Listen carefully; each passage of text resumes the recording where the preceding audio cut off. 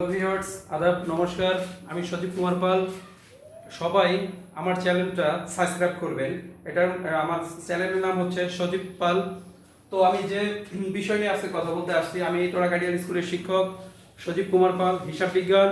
আজকে যে অধ্যায় নিয়ে আমি কথা বলবো সেই অধ্যায়টা হচ্ছে জাবেদা জাবেদা এবং অধ্যায় হচ্ছে 6। প্রথম যে বিষয়টা বলার দরকার, জাবেদার ইংরেজি প্রতিশব্দ হচ্ছে জার্নাল। এটি ফরাসি শব্দ থেকে উৎপন্ন হয়েছে। এটাকে হিসাবের প্রাথমিক বই বলা হয়। হিসাবের প্রাথমিক বই বলা হওয়ার কারণ journal journal G O U R N A L journal, যার শব্দের অর্থ হচ্ছে দিন, আর প্লাস লিপি শব্দ লিপি, কারণ দিনলিপি যেটা আমরা লিপিবদ্ধ করি সেটাই হচ্ছে জাবেদা। তো জাবেদা করার ক্ষেত্রে আমাদের যে বিষয়গুলা খেয়াল করতে হবে, সব সব শব্দের অর্থ হচ্ছে সম্পদ এবং ব্যয়। বৃদ্ধি পেলে ডেবিট, হ্রাস পেলে ক্রেডিট। আদম আদম শব্দের অর্থ হচ্ছে আয়, দায়, মালিকানা সত্ত্ব। বৃদ্ধি পেলে ডেবিট, হ্রাস পেলে ক্রেডিট।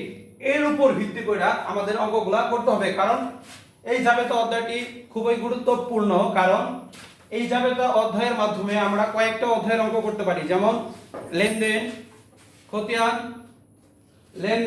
খতিয়ান, তারপর নগদান, ক্রয়, নগদ প্রাপ্তি, এইগুলা। যেমন আমরা যখন জাবেদা করব, সেটা কাজ হলো দুতরফা দাখিলা পদ্ধতির উপর ভিত্তি করে করতে হবে।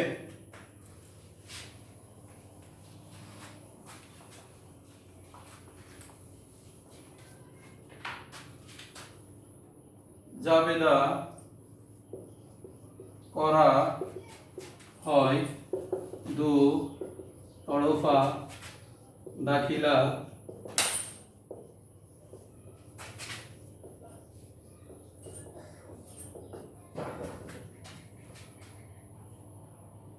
উপর ভিত্তি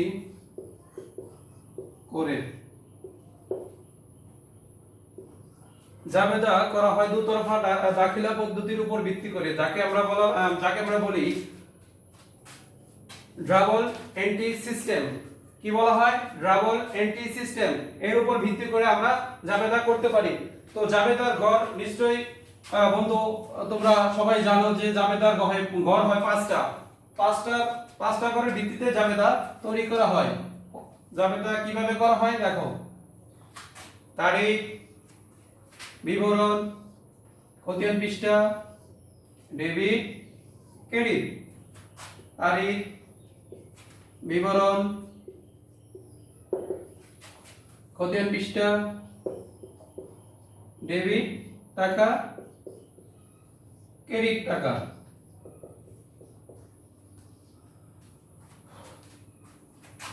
যেমন এখানে বলা হলো জনাব লোহান নগদ 2 লাখ টাকা, ব্যাংক ব্যালেন্স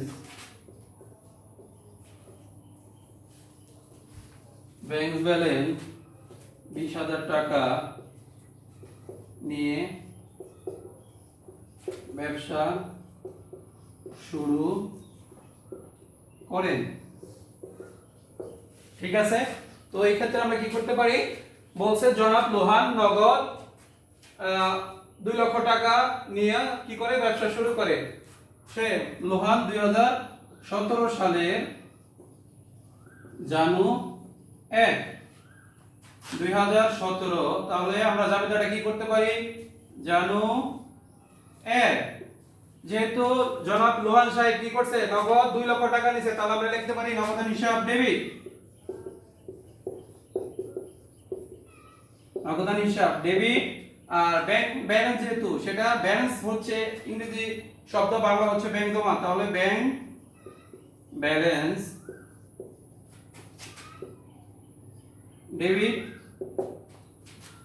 মূলধন ক্রেডিট, কারণ এই কয়টার মাধ্যমে তার কি সৃষ্টি হয়েছে?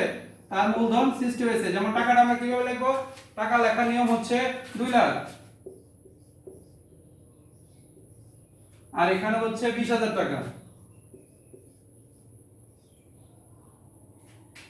20,000 টাকা। তাহলে টোটাল যোগ করলে কত হয়? 2,20,000। শেষ। এটা বোঝার মতো কিছুই নাই। নগদ, যেহেতু নগদ টাকা নিয়ে সে ব্যবসা শুরু করছে, ব্যাংক ব্যালেন্স মানে ব্যাংক জমা সেটা হবে ডেবিট, লাস্ট মূলধন হিসাব হবে ক্রেডিট। তারপরের এন্ট্রিটা আমরা খেয়াল করতে পারি,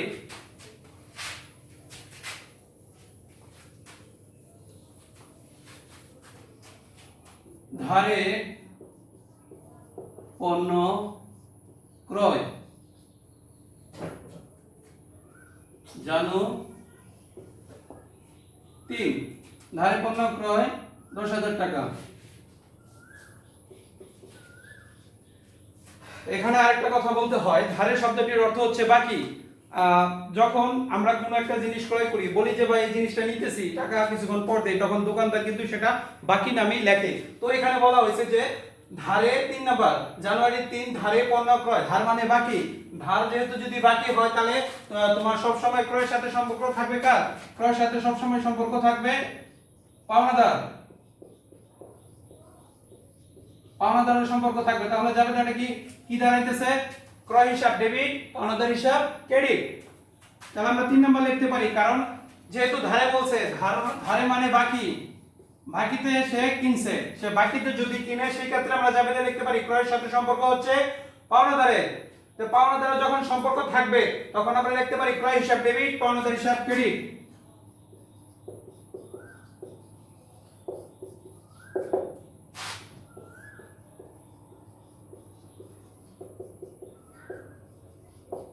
পাওনাদার হিসাব ক্রেডিট কত? 10,000।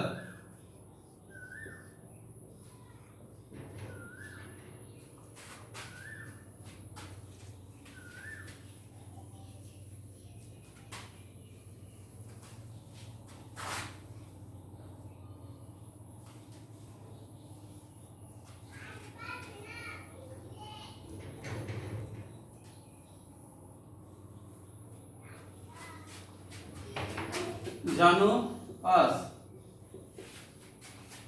নগদে পণ্য বিক্রয়।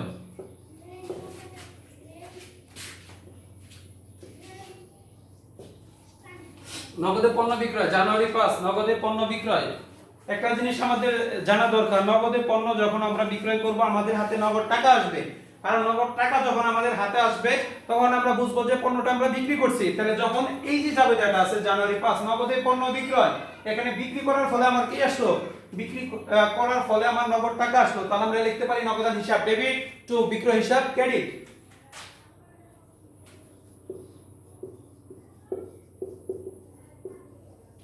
হিসাব ডেবিট টু বিক্রয় হিসাব ক্রেডিট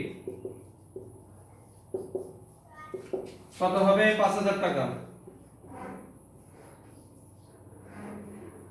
কারণ যেহেতু নগদে পণ্য ক্রয় করছি, আমি আবারও বলতেছি, প্রথমে আমরা চিন্তা করব নগদে পণ্য বিক্রয় করছি। নগদে পণ্য বিক্রয় করলে সব সময় নগদ টাকা আসবে, আমার পণ্যটা চলে যাবে। যেহেতু এই জায়গার মধ্যে কি আসছে দেখো, এই জায়গার মধ্যে আসছে নগদান হিসাব ডেবিট আর বিক্রয় হিসাব ক্রেডিট। কেন? নগদে পণ্য, যেহেতু নগদে পণ্য বিক্রয় করছি, নগদে পণ্য বিক্রয় করলে নগদান হিসাব ডেবিট হয় এবং প্লাস বিক্রয় হিসাব ক্রেডিট হয়।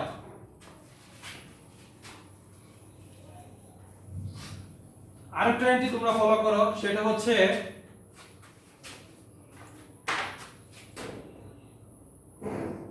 ধারে পণ্য বিক্রয়। ধারে পণ্য বিক্রয় 5,000 টাকা। এখানে একটা কথা বলে নেই, ধার মানে, আমি আবারও বলছি, ধার মানে বাকি। ধার মানে বাকি, বাকিতে পণ্যটা বিক্রয় করা হয়েছে। আর বাকিতে যেহেতু যে পণ্যটা বিক্রয় করা হয়েছে সেই ক্ষেত্রে হইতে পারে যে বিক্রয়ের সাথে সম্পর্ক কার? বিক্রয়ের সাথে সম্পর্ক হচ্ছে দেনাদারের। সেক্ষেত্রে আমরা কি লিখতে পারি? দেনাদার হিসাব ডেবিট, সো বিক্রয় হিসাব ক্রেডিট। দেনাদার, দেনাদার ডেবিট, বিক্রয় ক্রেডিট। কারণ বাকিতে যেহেতু বিক্রয় করছে, দেনাদারের সাথে সম্পর্ক হচ্ছে বিক্রয়, কারণ জাবেদাটা হয়ে যাবে দেনাদার হিসাব ডেবিট, বিক্রয় হিসাব ক্রেডিট।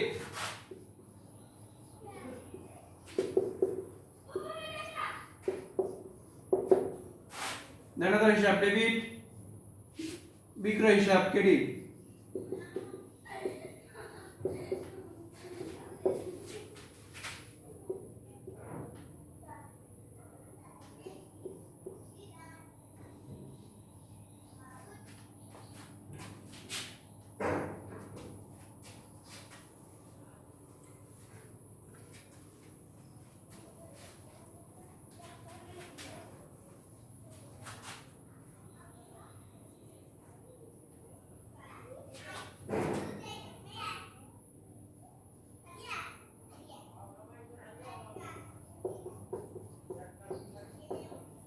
বিটিভি কে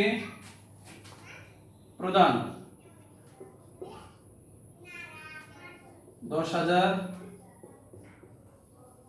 টাকা। বিটিভি কে প্রদান 10,000 টাকা। আচ্ছা, বিটিভি হচ্ছে এখানে বিজ্ঞাপন সংস্থা, বিটিভি হচ্ছে এখানে বিজ্ঞাপন সংস্থা, বিটিভি কে প্রদান করা হয়েছে, তার মানে বিজ্ঞাপন করা হয়েছে। বিজ্ঞাপন করলে জাবেদাটা কি হয়, আমাদের নগদ টাকা চলে যায়, তখন নগদ টাকা আমার কাছে আর থাকে না, কারণ বিজ্ঞাপন করার ফলে তাদেরকে নগদ টাকাটা প্রদান করতে হয়। সেই ক্ষেত্রে আমরা জাবেদাটা করতে পারি কি, বিটিভি, বিটিভি এখানে হচ্ছে বিজ্ঞাপন সংস্থা, বিজ্ঞাপন সংস্থা, বিজ্ঞাপন সংস্থা। তো এখানে আমরা কি করতে পারি, বিটিভি কে লিখতে পারি বিজ্ঞাপন হিসাব 10 তারিখ, বিজ্ঞাপন হিসাব, ডেবিট আর নগদান হিসাব ক্রেডিট।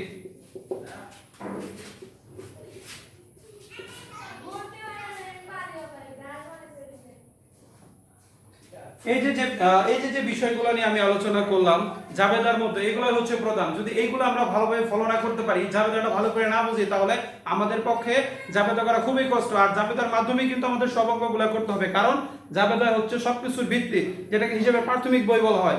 আমরা যদি এটা ভালোভাবে না করতে পারি, তাহলে আমরা কোনো কিছুই ঠিকভাবে করতে পারবো না, কারণ এটাই হচ্ছে সবকিছুর প্রধান। আচ্ছা, সবাই দেখবা এবং সুন্দরভাবে বোঝার চেষ্টা করবা এবং আমার চ্যানেল সাবস্ক্রাইব করবা।